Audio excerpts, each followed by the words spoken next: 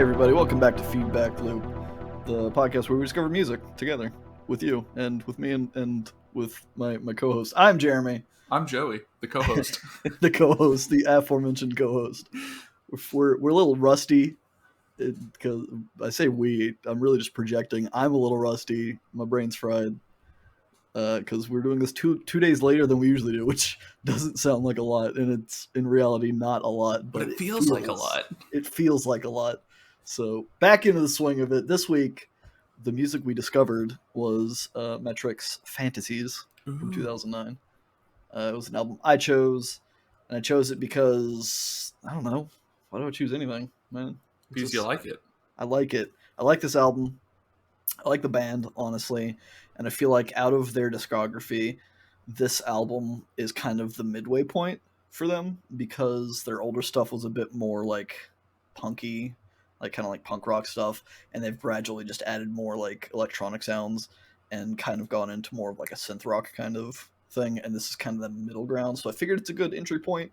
Maybe I'm wrong. Maybe you would have preferred us start with their older stuff or some of their newer stuff, but we started in the middle because I like this album. You'll find out, man, won't you? We'll find out. The album cover for this is pretty barren. That's not fair. That makes it sound like it's bad or something. It's just like a black backdrop with like a dim light bulb glowing on it, and then just says Metric Fantasies. Yeah, and a lot there. You can just see the little wires because it's an old-timey light bulb. Not like these newfangled LEDs. Yeah, you can see the coil, the filament. I think it's filament, right? That sounds right. Whatever's lit up in a traditional light bulb, an analog light bulb, as if there are digital light bulbs. I guess LEDs are kind of. We're not here to talk about light bulbs unless they're on the album art, which they are. Light bulb loop. That's that. I have nothing further to contribute about the album art. So I think I'm going to need some help because I'm alive. Well, I can give you help in the form of the title to track number 1, which is... What's that? It's Help, I'm Alive. Fuck yeah, we're right into it. Track number 1. What did you think of this track, and is it indicative of the entire album, Joey? I like it. I do. I mean, I feel like I feel a butt coming. I feel like there's a big butt. No, the way you said that.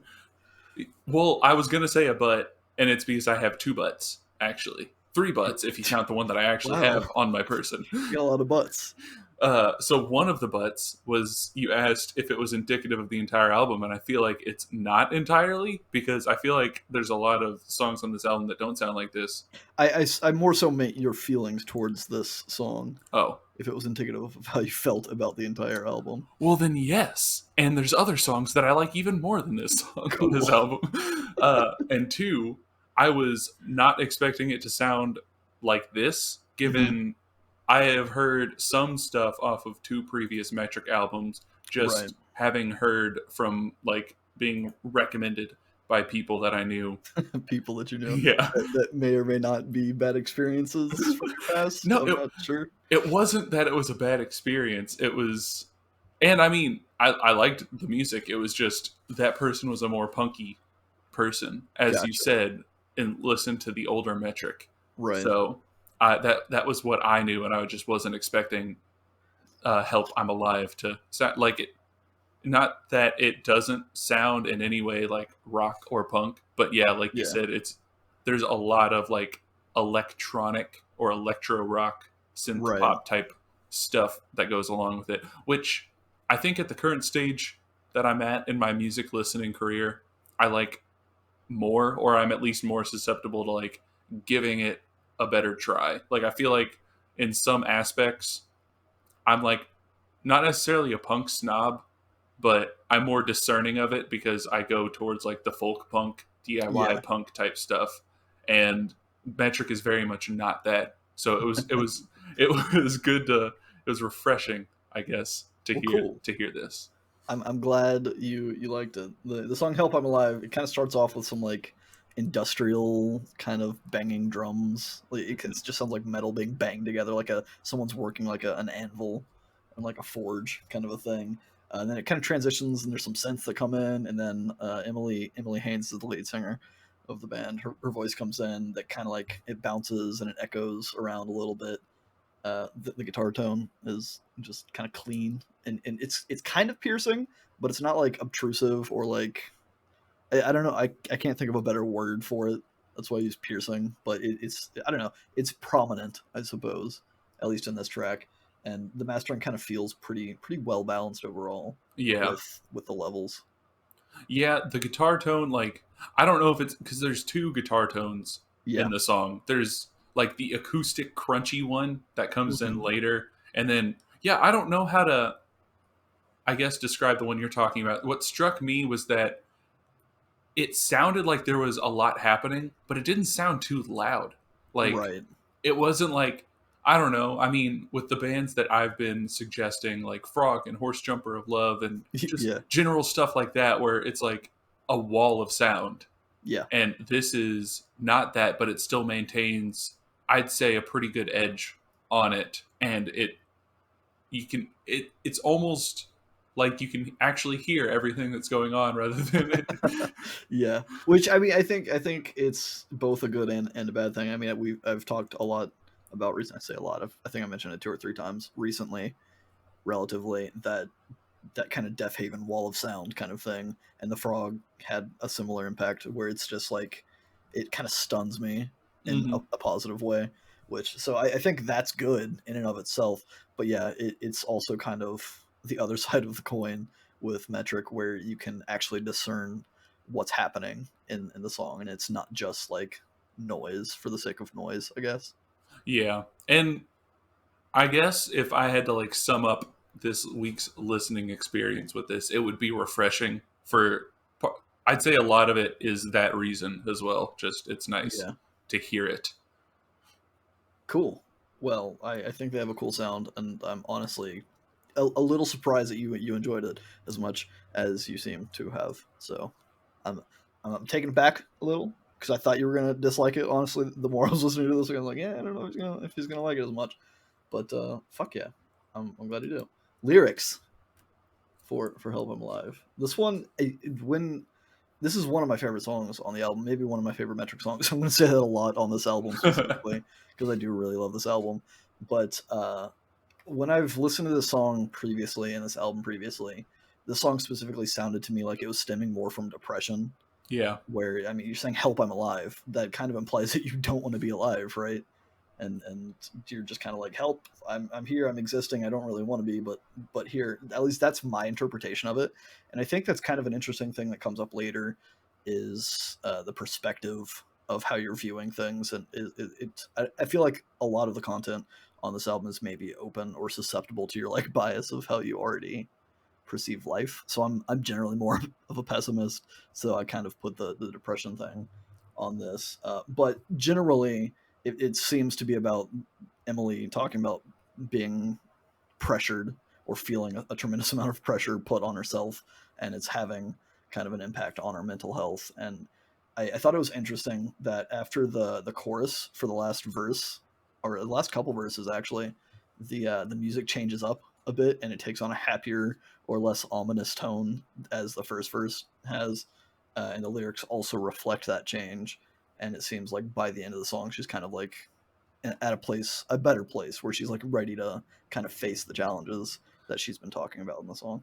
Yeah. I got about the same, except instead of depression, it was about anxiety. But that could just be the lens you're looking at, like we're looking at it through. Because like Yeah.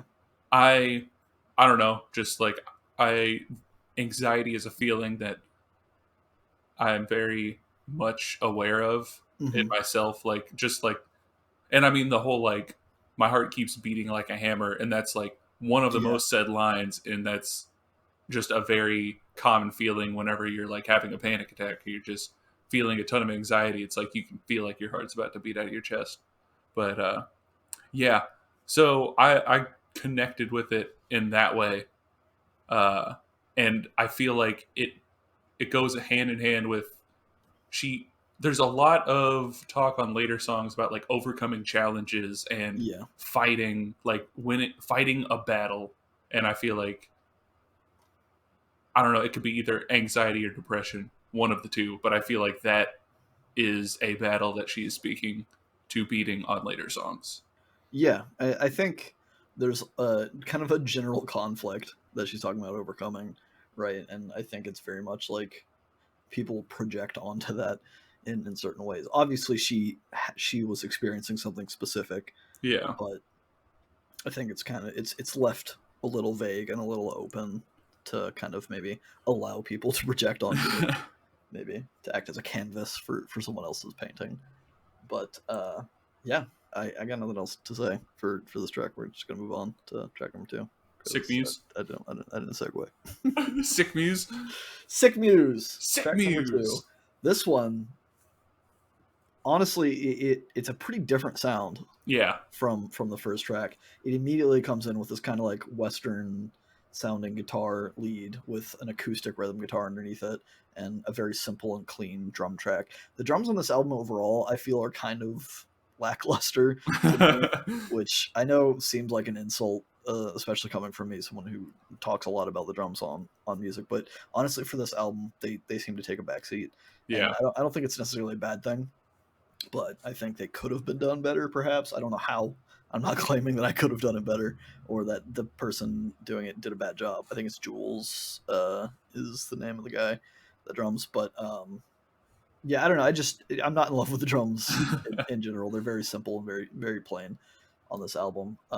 Underneath the pre-chorus in this, there's a lot of like layered vocals, and she does this on a handful of songs where she kind of like she has her own backup singer kind of thing with a bunch of different like layered vocals underneath. The chorus of the song is kind of interesting to me musically because it sounds very like cheery and celebratory, but Yeah.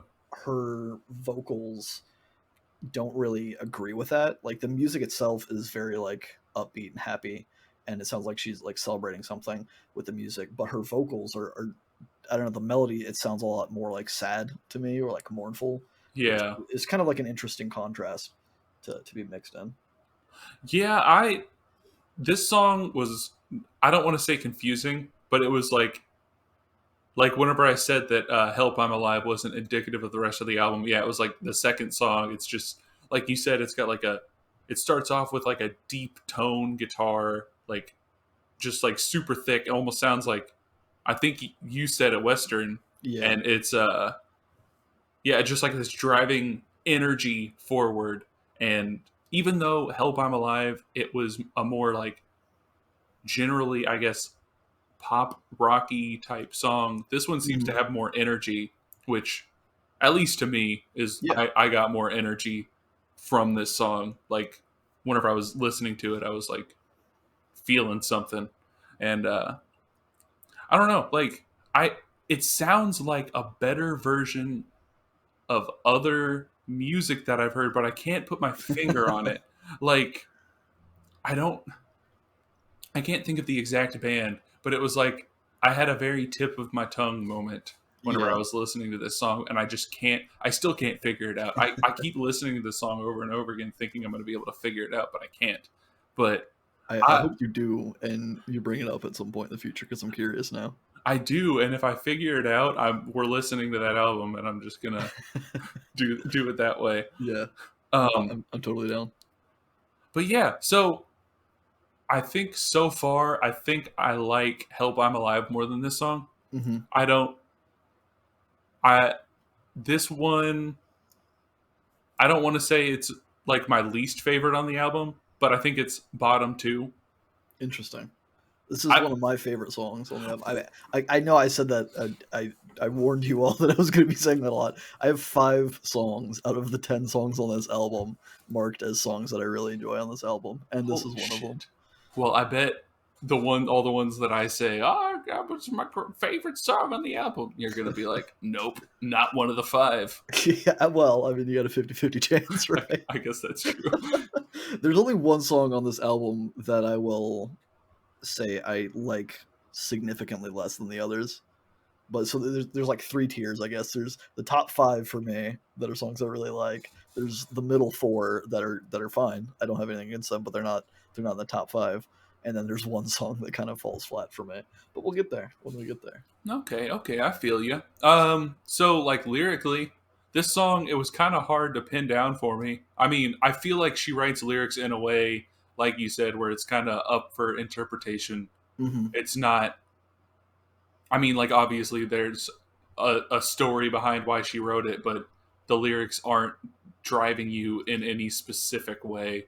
I Yeah. guess other than I like I got the feeling that it was like somebody who just wants adoration and fans and they want to be like the center of attention, and I guess she's writing a song for them. I don't like to say that it's not what you think it's going to be, or like you, careful what you wish for type thing, but I don't, that's only part of the song. Like Right. it's not the whole song, so I can't entirely pin it down, but that's kind of what I got out of it. So my interpretation of it is that she was talking about the struggle between having a life outside of the fame and success of being, in a band or Yeah. whatever. Where so it's kind of similar where she's, I guess, warning people, saying that's not all that you think it is. But it felt more of like a personal struggle between like having a love life and having a relationship outside of that, and I guess the conflict that comes between being in a band and being able to have a quote unquote normal personal life Yeah. outside, because they're seemingly mutually exclusive. And despite that, which is what I got from it, is kind of interesting because in the chorus, she kind of commingles both of those concepts. And she says, everybody just want to fall in love, everybody just want to play the lead, which is kind of balancing those two things, because everyone wants to be the star of the show, the quote unquote show. Yeah. And I think that applies to, obviously, in the literal sense of like everyone just wants attention and being famous and stuff like that, but also within a relationship. I'm kind of getting the vibe that she's like struggling because within her relationships, it seems like everyone's kind of struggling to take the lead of the relationship and kind of be the star of their own movie, even though nobody's actually a star, because it's not, life isn't a movie, Yeah. right? Like the relationships are between two different people, and if they're both kind of trying to be the lead role in that movie, then obviously that's going to have some conflict. That compounded with the fact that she's, famous, is probably not a great combination of things. Yeah. No one's gonna be one up in her unless, I mean, I guess Well, I mean, there are bands that are bigger than her, right? She could be dating someone in a bigger, more successful band. that's true. That's But very we true. can talk more about that later, because I actually did have some notes on that kind of general topic. Oh well, there we go. We'll throw that up out into outer space and leave that just in our satellite mind floating Yeah, around up we'll there. just float around, looking down on us from track number 3, just Woo! titled "Satellite Mind." What an apt title! Yeah. Uh, So this one, I'm gonna get it right out there. I like this track a okay, lot, and this starts off like the golden age, I'd say, of this album for me for the yeah, next for a little bit. I can agree with that, and that's Oh, cool. like, this isn't one of the top 5, but I'm like looking at it, I'm like, I don't know why. I just love all of these tracks so much that I started out with the first 2 tracks. I'm like, yeah, I like this track. Yeah, I like this track. It's like, I've got to stop doing that every track. So I think at this point, I stopped doing it. And then back towards the end of the album, I'm like, man, the second half of this album really starts off strong for me. And so spoilers, the other 3 songs are in the second half of the album that I Well, really like. now I can't play the guessing game, Jeremy. I mean, I there's mean, I guess three out of 5 on the last 5 tracks, right?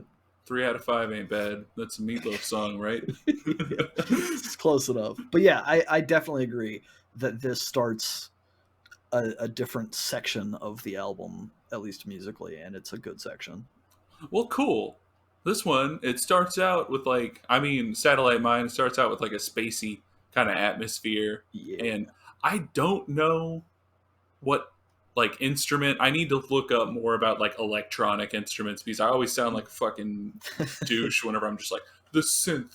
Yeah, I mean, I use the word synth a whole lot in my Yeah, notes as well. but like it sounds like an old like beat 'em up game soundtrack or Yeah. something. Like it kind of has that feel. Not like it sounds like it's playing off of an NES or something, but No, like but it definitely feels like it's been like bit crushed. Or yeah. like has kind of like that chip tone kind of feel to it. And you know, because I love those darker songs, like something about like it's not like a super dark song, I guess, Yeah, but it sounds darker than the previous songs. for sure. And Because that synth is, it's so like growly, and like, yeah, the tone that they hit with it is just, it's great.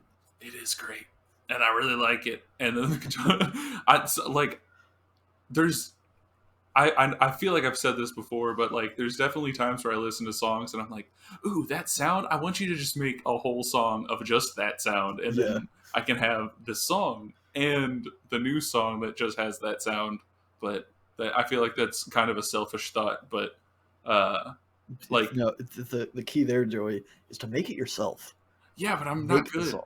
I'm not good at making Well, things. make a million bad songs, and then you'll make a good one. You can't guarantee me that, Jeremy. I I mean, can just make 1,000,001 bad songs. well, then go for one more, man. Make 1,000,002 bad songs. I You mean, know, what? maybe I will. Maybe I will. Just Uh, make only bad songs. Sorry, I didn't mean to derail you no, you're fine. for You're some fine. motivation. I, I. It's time that you get to derail because there's so many times where I'm just like, okay, I'm gonna walk over here now and say all these things about this, but like the guitar, it after a while, like it hits when it comes in, but it's Mhm. still not too loud. Like it's it's more than I got in like Help I'm Alive and Sick Muse. And I don't know what flips that switch for me, but like Yeah, it feels more than those songs, but it still doesn't hit that wall of sound point. So it's like everything is right. still clear for me in this song. Uh, Yeah, it kind of like I felt like the kind of rhythm guitar section that comes in, it's definitely more prominent than the yeah, rest, and I think it's kind of a cool aesthetic they have going on because I mean the song's called Satellite Mind, and it has some very like spacey sound effects and like ambient noise and stuff, and then there's that kind of that synth that we've been talking about, and some like super reverby and echoey vocals and stuff, and I think that that guitar is kind of like grounding it all. So like all of the sounds that I just described are kind of floaty and spacey, right? Because they're it's a satellite mind, you know, like you're out in space floating around, and I feel like that guitar is trying to pull it back in a little bit and ground it, but yeah, it doesn't like it doesn't stop it from being spacey. It just kind of it kind of hones it a little bit back to earth, perhaps. yeah. The spaciness is definitely a thing that I like. I like the sounds that they do in that vein a Yeah, lot, and that's like a pattern that I noticed. Like a lot of my favorite tracks on the album kind of had that, but I guess that's which I don't know. Like I guess that's just my style because I was sure. thinking about it and I was like, I really want to get more into like the other sounding songs or whatever, but these were the ones that I like gravitated towards. I'll give you some recs. I guess I can do it right now. Their next album, Synthetica, I almost picked instead of this one, and it has more of that kind of synthy, spacey vibe to it. So maybe Well, check out that album. hell yeah, I'm looking for some new. I've been. I mean, I know I say this all the time, but and I don't need to say it again. Whatever. I'm gonna listen to it at some point. It'll happen. Some point. At some point. But like the lyrics on this one, it I so after putting my own thoughts into this, I did read Yep. kind of like the thing about it, but I didn't know if it was about somebody who had like committed suicide and Oh. then well, because at the beginning it's like hold it, I'm about to drop off. Let me tell you my last thought. Drift into a deep fog, lost where I forgot to hold it. Like See, I thought that was just falling asleep, man. see, I thought it was okay. I thought it was like somebody like committing suicide, Sure. and then I don't know. Like, there's just a lot that I don't like. Okay, so the pre-chorus ends with "Heard you fuck through the wall." I heard you Yeah. fuck, and it just made me think of somebody who's like not over somebody, Yeah. and they're like depressed, just being alone, and Yes. that's why it started off with them killing themselves, and I can then see that. like I don't know, and just the chorus is just when I'm bored, I send vibrations in your direction from the satellite mind. Kind of made me think like somebody's, I guess, watching from above.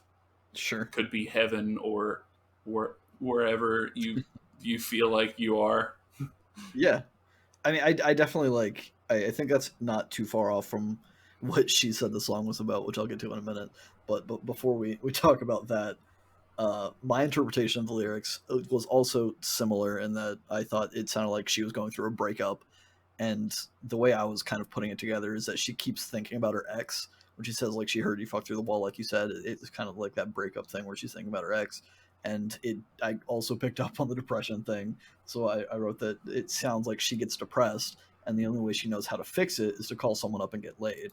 And that's what I drew from the whole when I'm bored, I send vibrations in your direction from the satellite mine, where she's just like texting some guy or like calling him and Oh, saying, okay. "Hey, like I'm bored. I need a distraction." Because in the pre-chorus she says, "Coming home because I want to hung out with a starlet, stare up at the ceiling, hiding and revealing, flashback feeling, blah blah blah." And I don't know. It just felt like to me that there was that either she had a mistress and I guess she had a partner that had other partners, and she was hearing them fuck through the wall, or it was kind of like she was having one night stand hookup kind of things to get her mind off of her former partner, kind of a thing. That was my interpretation, Man, but I just I just reread through the lyrics as you were saying that. There's literally a lyric in verse 2 that says, "I'm not suicidal. I just can't get out of bed." yeah, well, you know, I guess when I try to write them without reading the lyrics, like uh-huh. my initial thing, and I must have just missed that Yeah. whenever I was writing these notes. But it's fine. It's Yeah, totally fine. I mean the rest of that verse. She said, "I dripped off into a deep fog, lost where I forgot to hold it. I can feel you most when I'm alone. I can feel your ghost when I'm alone." So that kind of also gives credence, I think, to the whole breakup situation. But Emily, reading from the little genius sidebar, has mentioned that it was like inspired by a ghost sighting kind of a thing. She says the song was inspired by some paranormal events in my life, is what she said. And she found herself asking the question, quote, "How can you protect your privacy from invasive ghosts?" Which I think is kind of an interesting concept, but I don't know if I necessarily get that vibe from the lyrics. But it does kind of line up with some things about ghosts. Yeah, I didn't. Whenever I read that, I was like, I don't see that in the song. Yeah, I can understand that feeling, and but no, I don't like whenever I was listening to the song and then rereading the lyrics, I was like, I don't well, know. I think it would be written from the perspective of the ghost, I guess that's right? true. If she's hearing you fuck through the wall, kind of a thing, where it's just like a body of energy floating around inside of the house But if, somewhere. but if you're a ghost, you wouldn't just have to hear it. You could just be like, "Boop! I'm through the wall." I'm watching. If it was an invasive ghost, as she is saying, It's I would true. imagine that's what they would do. It's true. Yeah, they're just kind of invading the privacy, like they're not floating out in some Twilight galaxy. But they are leading into track 4, Twilight Galaxy. Killing it. Boom. Track number 4. This one continues the spacey kind of theme Yeah. that we kind of mentioned is established in Satellite Mine. It kind of continues that sound, which I think is a good sound. I also didn't star the song, I but can't believe you. I do like the song. But yeah, this one it feels kind of anthemic or Yeah. like pep talkish, at least at the beginning, with the way that she kind of like delivers her lines and what she's saying, while the music's just kind of there for like atmosphere. Mostly, it's like pretty simple musical accompaniment, and it has a really nice sound. There is a bridge that brings in this really bright kind of guitar and organ combo kind of a thing that comes in and adds just that additional layer of scale to what is already kind of like a vast spacey kind of sound. And it reminds me specifically of the song Contact from Daft Punk's Random Access Oh, Memory, yeah. when those synths come in Contact. And oh, that song is such a trip. I fucking love that song. I love Yeah. that sound. And that's one of my favorite like takeaways from this album is that sound. I suppose I just love that sound so much. Yeah. I really like this song as well. I didn't specifically make that exact comparison, but I did note that sound that you're talking about, Yeah. and I do like it. And for all you people out there, go listen to Random Access Memories. because For sure. it's a great album. It is a Listen to great album. everything Daft Punk ever put out. Yeah, I mean, there's not going to be any more of it. Yeah, never ever again, and I'm very sad about it. I mean, they could do a reunion thing at some Yeah, point. I guess But they could. It's not the same. they're just shelving it. They're shelving it for now with an asterisk. Yeah. I will say, I've always previously thought that this was one of the shorter songs on the album. This is the longest song on the album, and Well, it's kind of weird that like I had that perspective. I guess because a lot of it is so like chill and ambient that it just like I feel like I could listen to it for an hour and be totally fine with it. yeah, I feel that. Especially like the other sound that I really pointed out was at the beginning. There's like a really cool watery sounding Yeah, synth that's going on in there, and it's just what I'm about, man. just watery synths. Watery synths, Just drown them. all of the fucking like vapor wavy type stuff. There's so many subgenres that are like specifically dedicated to water, Yeah, and all of those, you're a water boy. I drink them. You drink them up like some nice Kool-Aid on a summer day. Yep, that's me. Lyrically, though, Twilight Galaxy, it's kind of an optimistic song, which is a bit of a change from the prior tracks, where, at least from my perspective, it's about giving it your all. You know, living life the way you want to, the best way you can, and not letting other people drag you down and feel bad about yourself, because there's no glitter in the gutter. So get the fuck out of the gutter. Stop wallowing. Yeah, I got it. Like that's pretty much what I got from it, except like also from a like helping others standpoint, I guess. Like Yeah, kind of like a we're all in this together type thing. for sure. But 'Cause, I mean, like I said, she kind of introduces it as kind of like a pep talky thing, yeah, which is like, hey, did they tell you should grow up? Did they tell you that you better shape up if you want to succeed? Kind of thing. Fuck all that. Like, let's go places. let's do things, Let's do man. things. Yeah, and then at the end of the bridge where she says, "If you're not all right now, come on, baby, I'll pick you up and take you where Yeah, you want." So definitely see that. I see it too. I'm looking at it right now, Are you and looking at it in the reflection of some gold that you have? Maybe you yeah, have like a gold gun with a girl on it. and you know what? If B. Arthur and Betty White created a TV show where they reviewed weaponry, they'd probably call it Gold Guns Girls. Gold guns. Instead of, Gold guns. that's just what I came up with for track That's fine. number 5. Track number 5. Gold Guns Girls.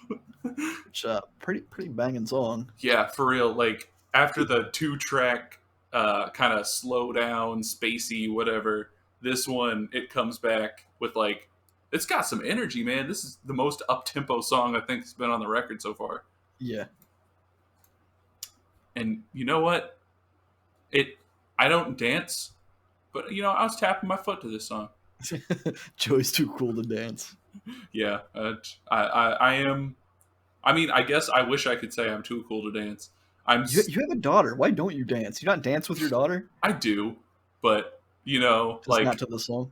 well, see, the thing is, it's not necessarily that I don't dance. It's that at no point in my life does that just naturally happen. Like, I would have Yeah. to put thought and effort into. It's not something that I naturally feel like I should do. Like, I'll move Sure. a little bit to listening to a song, but like, it's kind of like how some people, whenever they're really happy, they're like all about it. But like, at my happiest, I'm just like, Low yeah, energy. I'm low energy. That's what it is. I'm just like, that's super cool. I really like that. But Right. never just like, yeah, this is great. Yeah, I feel that. We're not the golden retrievers, Yeah. We're just kind of hanging out. We're like sloths. Yeah. That's not a great comparison, but Koala bears. koala bears. Yeah, that's true. They don't use a lot of energy. They don't do shit. Gold Guns and Girls. Yeah, it's definitely more upbeat and dancey / rockier than the other stuff. And this track reminds me a bit more of their kind of older sound because of that. Mm-hmm. I put older in quotes because it feels weird to limit them and say like, oh no, they can't do that anymore, or that they don't, because they still do. I mean, obviously it's on this record that they have at least one song here that's a bit rockier in tone. I really like the lead guitar tone that's used in this one. When she's singing through the chorus, or the hook, where she is it never ever going to be enough. There's like this kind of moving, echoey repeating of the word enough that she has, just kind of filling the space, which is kind of a nice addition.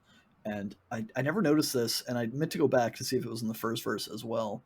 But in the second verse, there's some very like soft piano chords that come in that I never noticed before, and it adds another like level to the song that I really enjoy. Really, because that is one of the first things I noticed. Because So it's like, is it in the first verse as well? Do you know?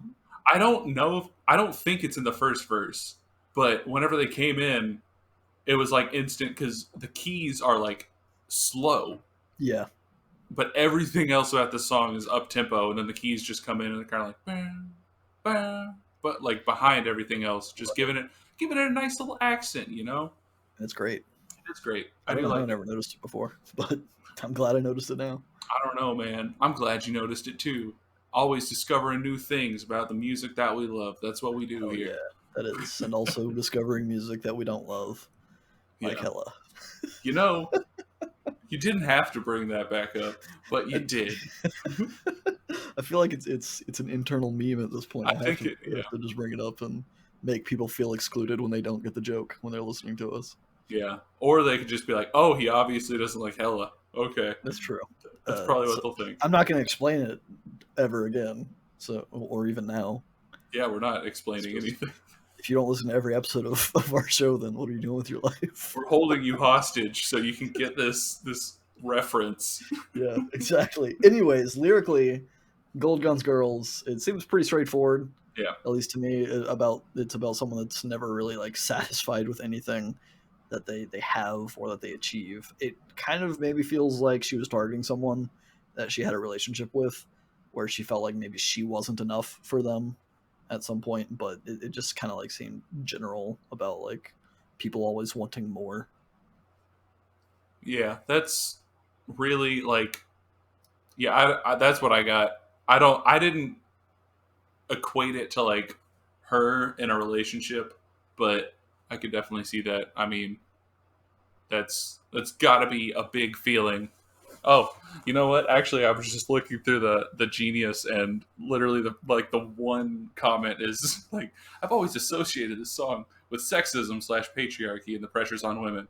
So, which is kind of about what I was about to say. Like, I could just see that being a general feeling that a lot of like women feel. So, Sure. rock on, random Genius commenter. Yeah, Annie Lane from Hey, 5 years ago. I wasn't gonna name drop her, but Well, we did it. You're a celebrity now, Annie Lane. If you still use that name 5 years from when you used it on Genius. Well, if it's her real name, then I'm sure she still uses it. I mean, maybe she got a name change. That's true. Maybe she felt her name wasn't enough, and maybe you should give her a little bit of sympathy. I think I will. And I think we'll also start to talk about track number 6, Give Me Sympathy. Hell yeah. So this one, this one is, I totally thought it was just going to be like a Rolling Stones homage cover thing, but no, they just mentioned the Rolling Stones in this song. But like, I started listening, and I think I've heard this song. Like, I think this is the only song on this album that I've actually heard before, and I think I've heard this song. Yeah, I have no idea what the singles were for this album, to be clear. Although, I guess, fun sidebar that I could have mentioned at the beginning and I didn't. I discovered Metric because of a movie, Scott Pilgrim vs. the World. They wrote a song for the movie that is in the movie. It's sang by the actress Brie Larson, sang it in the movie. But they wrote the song, and it was supposed to be written for this album, and I didn't know that. But they ended up not putting it on because they felt like it too specifically summed up their sound, I guess. Oh shit. Maybe I guess obviously they didn't really want that to be the thing. So I guess they gave it to the people that made the movie to use. But yeah, I really like the song in the movie, and that made me check out their other music. And now we're here, so it worked for them, I suppose. And it worked for you because you have something to talk about on our podcast now. It's true. But yeah, so give me sympathy. I didn't mean to derail. No, you're cool. You're cool, man. We'll just talk about Scott Pilgrim in the world. We're in movie back loop now. Yeah, Or I mean, feed, move, give me no, sympathy. give me. Uh, so this one, it has like the echoey guitar back in it, but it's not as dark as it was on like Sick Muse. Yeah, I think it's like brighter, which wow. I just had the first voice crack I've had since I was like fucking 12. 28 years old. Oh, you're not even 28. Not Fuck. even 28 yet. But yeah, I agree. It's kind of a bit more like major key, kind of upbeat, kind of uplifting sounding, but with similar tones to the other darker tracks. Yeah, this one, I don't know, it's pretty, like the guitar work in general is pretty simple, Hmm. but it just works really well. The thing that kind of stood out to me is just like the background vocals. I mean, not like they don't have them on other tracks or anything, Yeah, but just during the chorus, I really liked just the backing melody along with it. yeah. I really enjoy the song. This is another one of the songs that I starred. I do really Woo! enjoy this song. It's got, yeah, I don't know. It's just like a nice, like smooth kind of indie rock vibe with some synth splashed in, as opposed to some of their other songs that are more synth forward kind of a thing. But lyrically, this is one that I think is that I kind of teased at the beginning, is mostly open to interpretation, and the song's about that, I guess. So it's kind of meta in some ways, where most of the song, at least to me, seemed to be about rising to stardom and finding what level of success, fame, and fortune you're happy with. You know, they ask in the chorus, "Who would you rather be, the Beatles or the Rolling Stones?" And to me, that was like, well, do you want to sell out and become the biggest band in the world like the Beatles, or do you want to keep them more kind of like undiscovered or lesser known? Or not that the Rolling Stones are unknown at all at this point, but like just to be perceived as more of a real kind of band, I suppose. But there was a lot of discussion on Genius. I say a lot. There was some discussion on Genius about the the question being more about the pessimism of the Rolling Stones versus the optimism of the Beatles, which I feel is equally valid to what I was saying. I'm not really a huge fan of either band, so I don't know a lot of the specific tropes that they kind of lean into, but I do tend to lean towards the more pessimistic side thing and the more quote unquote realness of bands and stuff like that. So I think that's kind of why I leaned back on Help I'm Alive to more of that like suicidal perspective kind of thing. Yeah. Well, even though the Beatles were the biggest band like fucking ever, Yeah. Mick Jagger, was like the highest paid musician. I think he is still currently the highest paid musician, or at least was the last time they were recording. So Well, at good least on there's him. that. Maybe he sold out too much. Mick Jagger having kids when you're 70, dude. He had a What does it baby have to do with selling out? because what, dude? You having having kids when you're 70. I fail to see the correlation. How is I, there money in that? oh, I think I don't know. This is gonna sound bad. I was about to say I think the only reason somebody would have a kid with a 70-year-old is so they can get the money. Like, Well, that's not on him though. That's someone that's else selling out. you're right. That is He's just trying to get laid, you know? that is true. He's just trying to get his rocks off, which is a song for all you people who listen to the Rolling Stones out there. There you go. Because they're the Rolling Stones and the Stones are rocks. So, Yep. and I they mean, the play rock music. the opening track to one of their albums is "Rocks Off." Joey, we're not talking about the Rolling Stones. We're not. I don't know what the fuck I'm doing over here, man. We've been out of the game for a Yeah, week and a half. this is the most rambly episode that we've had, But you know what? without any like focus, at least. Maybe that means that we're starting to shift our podcast. We have to create another podcast to contain Right, our rambles. we're But overflowing. we're just gonna keep calm. We're gonna collect. We're gonna collect and call upon our strength to get back on track. Wow, what a stretch for track number 7. Collect call. I appreciate it. I appreciate the effort you went through to make that happen. Yeah, that whole ramble was just for that. I will say I like the song a lot. This is another one that I started. I like this one more than Give Me Sympathy, I think, but it's hard to know. They're both up there for me. This is the point in the album where I was starting to like second guess, like, man, I really just like all of these songs so much, and I don't want to keep saying this one's my favorite or I like this one a lot, but I didn't. So fuck off.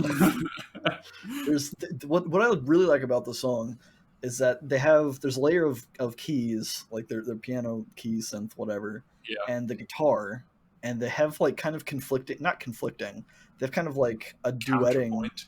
Yeah, it's like a duet between the two melodies because they're both doing separate melodies.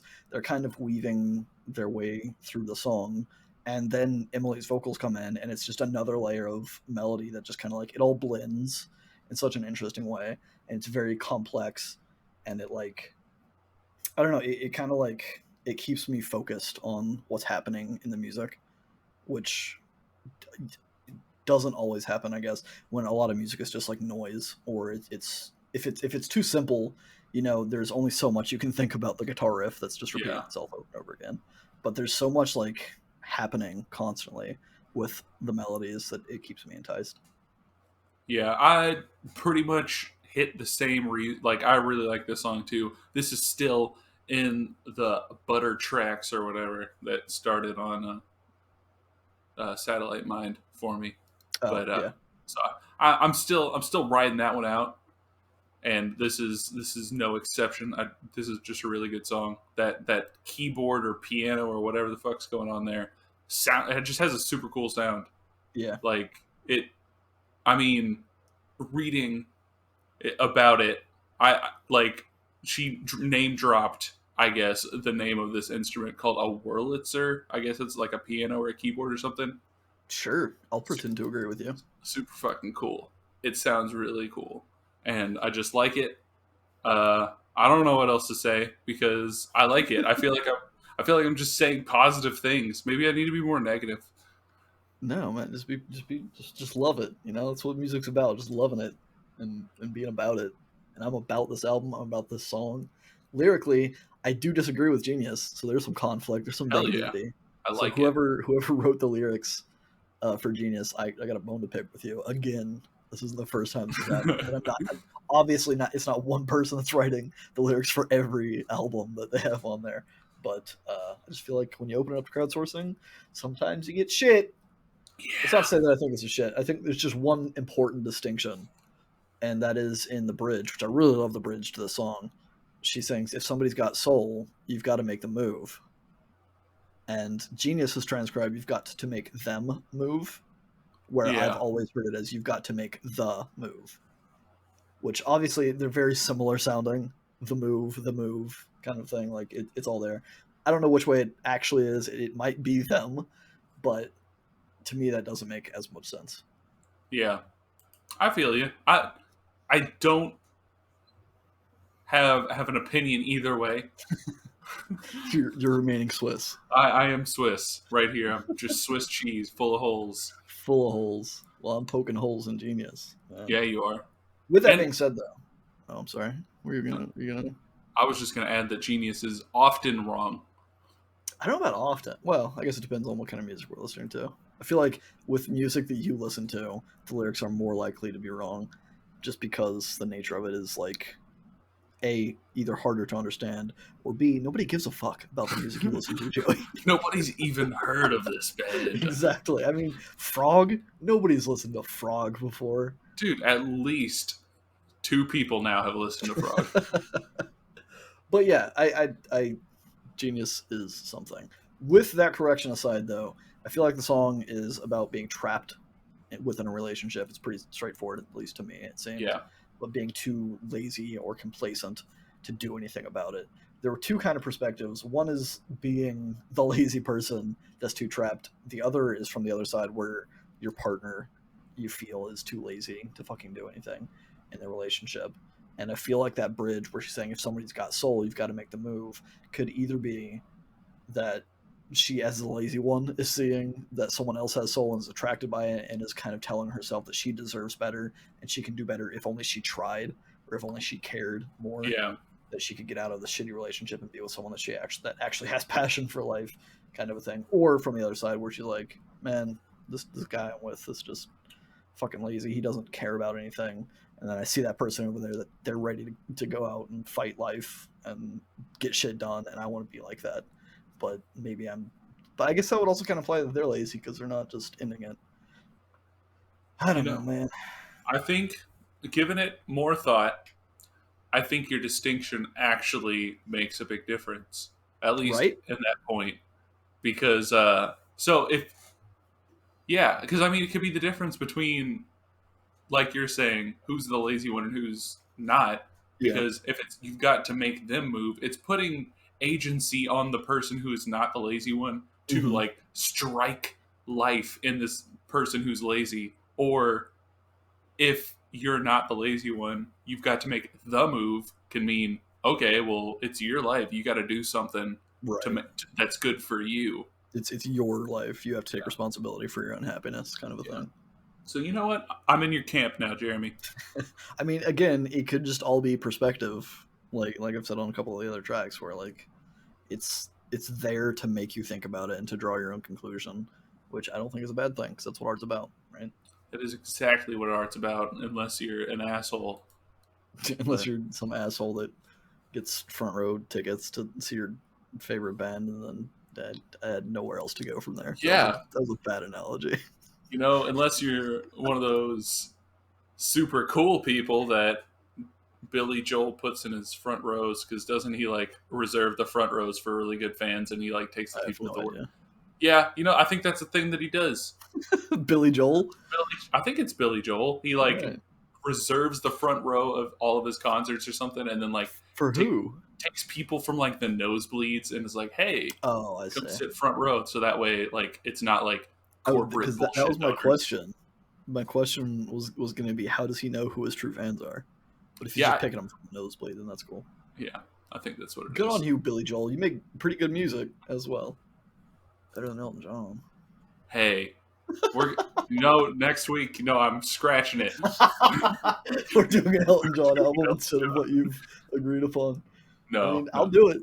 I no. won't be happy, but I'll do it. I'm gonna have to actually think of what album to torture you with. Track number 8 is Front Row, by the way. we segued, and then in classic Tonight Fashion. perspective fashion, that's my brain couldn't even think of that. We track number 8 is Front Row. Boom, boom, bam, boom, boom. You're doing coming it. coming off of Collect Call, which ends it with kind of their like ambient spacey synth stuff just kind of drifting until the end where it's nice and soft and calm. The fucking snare that hits immediately in the song sounds like a fucking gunshot. It just comes out of left field, blam, and then the song started because it's just this fucking loud ass snare hit that comes in. Emily's vocals I noticed kind of got mixed down in this one, Yeah. and I'm not sure why. This is the one song that is in the C tier for me that I'm not really crazy about. But yeah, I don't know. It felt like they messed with the mixing on this, which they also do at the end of the album, but it's justified in my opinion. Yeah. So at this point, it doesn't make sense. I do, however, really like uh, the outro section of the song. It's got this really like wompified guitar tone, kind of like solo, and just kind of playing around in the out. It's kind of a cool sound that's kind of in the background for texture. Yeah. I don't know if I would put this song in C tier, but it's definitely the song that I had the least to say about Yeah, out of all of them. It's a more rock oriented rather than like the electro rock side that they've been having going on that I seem to like more out of them. yeah, it's less interesting. Yeah, yeah, there we go. We'll just flat out say less interesting song. Uh, but yeah, I mean, it's got like a darker feel, like especially in the verses whenever she starts singing faster, like whenever she's like describing the person who she's talking about, Yeah, and I will say I made a note of this earlier in my notes, but I didn't say it when we were talking about it. A lot of her vocals are kind of like apathetically delivered, yeah, and it's kind of an interesting style that she has because like she has a very clean voice for the most part, but it's not like peppy, it's not poppy necessarily. It's just like she's kind of delivering them with kind of that cool, oh I don't really care kind of style, which I think works very well for the music, and it comes off in a good way. Like obviously she cares about it. She's very passionate about her music, but it doesn't like I don't know. It's a stylistic choice, I think, and it works very well with her music. Not to say that she can't sing, because she can. Yeah, she But can. she puts off the energy of not really having to try or not really caring enough to like belt out anything. She just kind of like almost speaking the words, but she's still singing them. Yeah, she's just too cool. That's the She's too problem. cool. Too fucking These cool. dang Canadians. All Canadians are super cool. I'm gonna make that blanket statement right now. Wow, every Canadian. Every single Canadian. That's a bold statement. And I only say that because I like Letterkenny, and I want to imagine that all Canadians are like that. I don't know what that is, but we can discuss that Yeah. later. And, Lyrically, Front Row also kind of fell flat for me. I don't know if I was missing something, but it kind of seemed pretty blatantly boringly about just like idolizing someone that's edgy and cool, but not really going anywhere or doing anything, which could be perhaps a commentary on like teenagers being drawn to celebrities, thinking that they're some like superhuman beings, despite the fact that they're human, that they have a ton of flaws and stuff that people don't see. But I wasn't really sure where the song was going. I pretty much got the same thing, except it was like just I guess specifically about like the music industry or musicians who are like Sure. up there living the musician lifestyle, and then people are in the front row like, I want to be that person or whatever, and it's like, Yeah. okay, well they're just gonna go backstage and fucking do a couple of lines and pass out somewhere and Yeah, it's get not all glamour. get paid in beer tickets or something and stuff. Hell yeah, fucking beer tickets. Good old, go watch Metalocalypse, people. Yeah. It's time for your weekly Metalocalypse recommendation. Don't But- watch too much though, or Yeah. if you do watch it, don't sit too close to the TV while you're watching it, because you might develop a case of the blindness. Oh my god. A case of the blindness. The blindness. You know, I'm gonna create an entire just beer line called Blindness, Hell yeah. and that way somebody's gonna go to the store and just pick themselves up a case of blindness. I like it. I like it almost as much as I like track number 9, Blindness. Hell yeah, this is one of my favorites on the album. Same. Of the album. This is like the last of my favorite, and I don't know. I haven't ranked those 5 songs that I started, but I do really, really enjoy the song. Yeah, it's I don't know. It's like back to dark. I Mhm. guess it's got the melody on keys. And the key, whatever key instrument they are playing or sound that they are producing from this keyboard, Yeah. it struck me as odd because it sounds like a mix between like a horn and a string at the same time, Hmm. and it was just kind of this cool like soft but kind of loud Yeah. like cutting sound, I guess. It's a good sound. I agree with you there. Well, cool.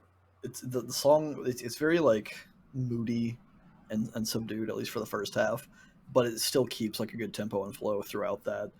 The fucking keys and the organ synths and the stuff that comes in at like the halfway mark is just so good. Again, it's kind of a similar sound to that Daft Punk Contact kind of sound that I mentioned earlier, and it's such a good sound. I love it. The song overall, I just love the soundscape of it. It's phenomenal. I like it a lot. Yeah, it's even like changes up like pretty well, I guess halfway through it, like because it starts off, I'd say more electro, and then it kind of like whenever the drums come in, Yeah.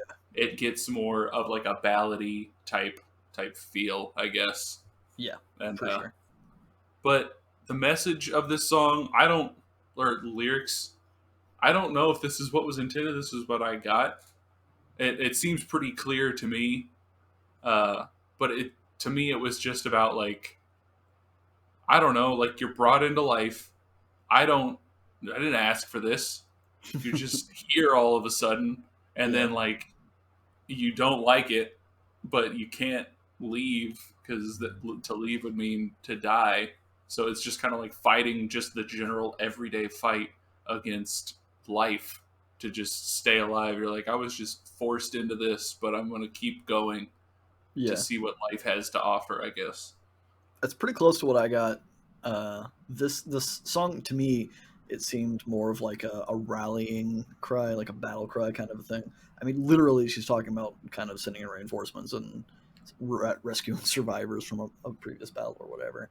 But within context of some of the other songs on the album, to me, this felt like this was her getting her kind of second wind after the struggle of finding her purpose and finding the balance of work and life and stuff that was mentioned in the prior tracks, or all the struggle with depression or anxiety or whatever. That all that stuff had wore her down, and she fought it off, and then it wore her down some more. And this is her kind of rallying for the second time to kind of really come back and win. She mentions that there are survivors, right? And she says help is on the way, kind of thing, which to me felt like the survivors were maybe bits of her true self that had made it through all the struggles, and now she's got this new rush of energy to kind of bring in and try to bring those survivors home, to reclaim those shards of who she liked being, and kind of just saving them and becoming more realized, I guess. I like it. I love it. It's a good message. It's a good message. It's a very optimistic song on an otherwise fairly pessimistic album, I think. Yeah, and track 10 is called Stadium Love. I was wondering how you were going to pull it off, and then you didn't pull it off. I didn't do it at all. Stadium Love. This has another drum intro track. It's not the gunshot snare necessarily, but it's a very big arena rock sounding song. Yeah. Which is it's called Stadium Love. It's very much intentional. The mixing, the effects on all the instruments and stuff definitely nail that sound.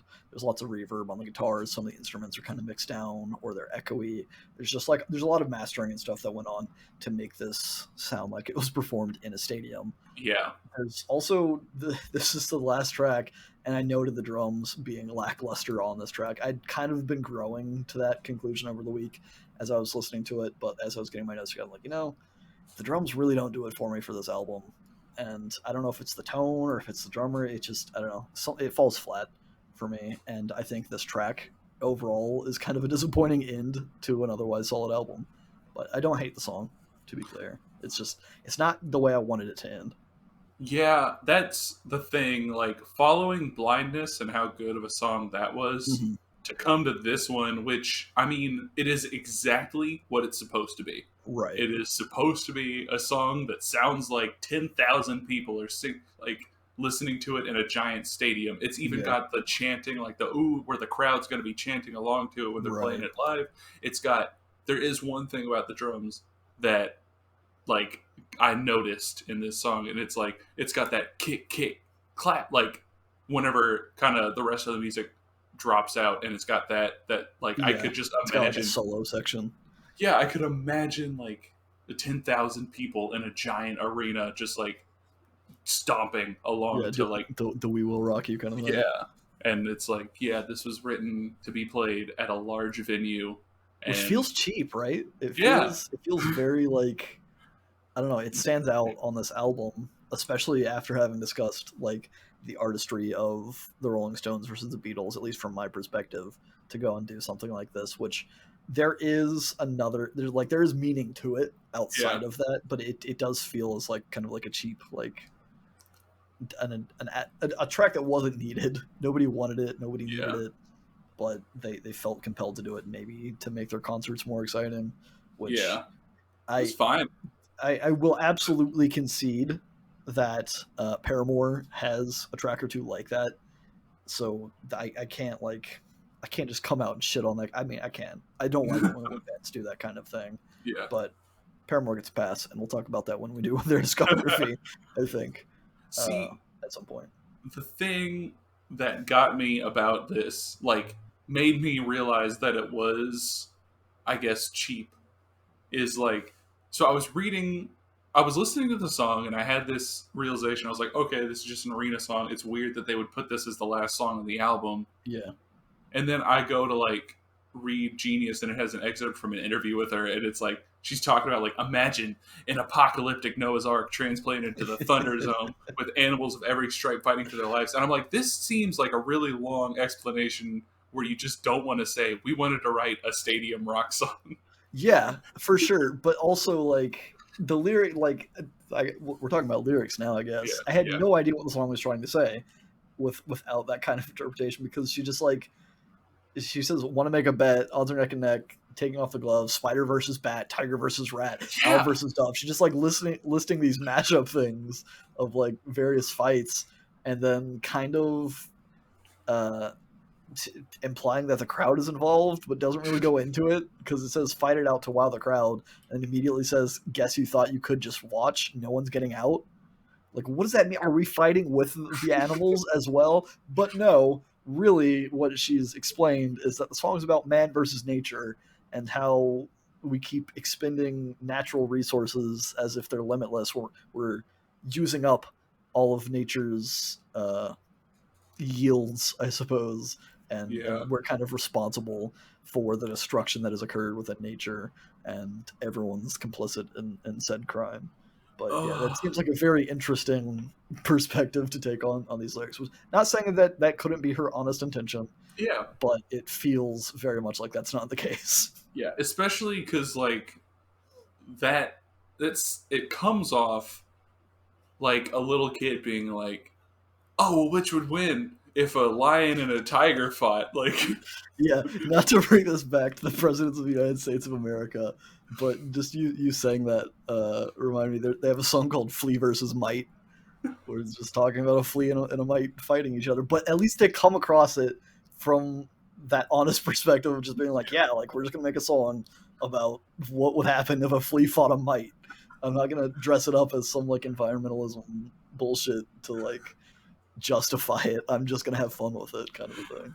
Oh my. Overall, though, we need to wrap this up before we go on and ruin this album for people. I do still love this album. Yeah, it's a good album for sure. It's just got a bad ending to it. Just stop listening at track 9 if you really want to. Why not? I support that. And if you are in the band Metric, hi Emily, if it's you, Jules, James, I don't know who else. I should have researched this stuff before, but hi guys. I don't think Stadium Love is your best work. I know you can do better because you have done better, and you kind of whiffed it for me. Sorry, but that's how I feel. And that's the facts, Jack. That's the facts, Jack. But yeah, I still really enjoy the whole like tone and the soundscape of the album. I think it's a good entry point to Metric because, as I said at the beginning, it's kind of a midpoint between their two sounds where they're kind of transitioning. Yeah. This week, honestly, when I was listening to it, it didn't really land right the way it usually does with me, just overall, maybe because I was kind of doing it for the podcast and thinking more about it. But I do really like this album. Don't care for the drums much. I don't think the drums were worth mentioning much, which I guess in itself is worth mentioning for me, at least. But yeah, overall, I still really enjoy the album. It's got 5 banging tracks on it, and by that I mean it's got like 9 banging tracks on it. 8. We'll give it 8. Yeah. 8 out of 10, 80%. I still really enjoy the album, and I have no regrets for listening to this album or recommending it. Yeah, and I will listen to Synthetica, you said it was? Yes, that's the album that followed up this one, and I almost put it on, but it's like, yeah, Fantasies is a better midpoint for the podcast. So, plus I have listened to Fantasies a lot more than I've listened to Synthetica. But yeah, check out all of their albums. You'll get a good variety of the kind of like older punky rock stuff, and the newer stuff is much more like synth based. I mean, it's called Synthetica on the next album, so it's very like synthy. But pretty cool shit. Yeah. Next week, what are we doing, Joey? Well, we're kind of taking a turn, and we're going to be listening to a band that I previously mentioned, Beach Bunny. Beach Bunny. It's not a full album; it's an EP. It's a Prom Queen EP. Yeah. I like it a lot. I just really fucking like it a lot. Yeah. As a slight disclaimer, I have listened to Beach Bunny. I had not listened to Prom Queen. As I mentioned, we're starting this 2 days later than we usually record. So I already asked Joey for his recommendation yesterday, and I've already listened to this since then. But I have listened to Beach Bunny's 2020 album before, and I really enjoyed it. So I'm excited to kind of get in and talk about Prom Queen and why you like it over their 2020 album, or if you've even listened to 2020. We'll save all the discussion for next week. Yeah. Because that's what next week's episode is about, and it's an EP, so maybe we'll have a shorter episode to balance out this I guess this one's not. Yeah, too it's long. not crazy long. We had a lot of faffing around right before we started. It's true. Anyways, That's true. What are you talking about? We get in, we start recording, and we start the podcast right after. yeah. No cuts, no edits. There's no second tries. It's all one shot. We do it live, and we upload it. The music that you hear at the beginning of and the end of every episode, we actually perform it live every week. Because that's just how dedicated we are to our craft. It's total bullshit. So dedicated. Dedicated Wham. Hey, if you're dedicated to finding music, check out Daft Punk's album Wham. Ram. What? It was a dedicated Wham joke. I like it. Their album was Ram. Random Access Memories. Check that album out. Check this album out. Check out Prom Queen by Beach Bunny, because we're going to be talking about it next week, and we want to hear your thoughts on it. And that is all I have to say about that. So stay in our feedback loop. Bye.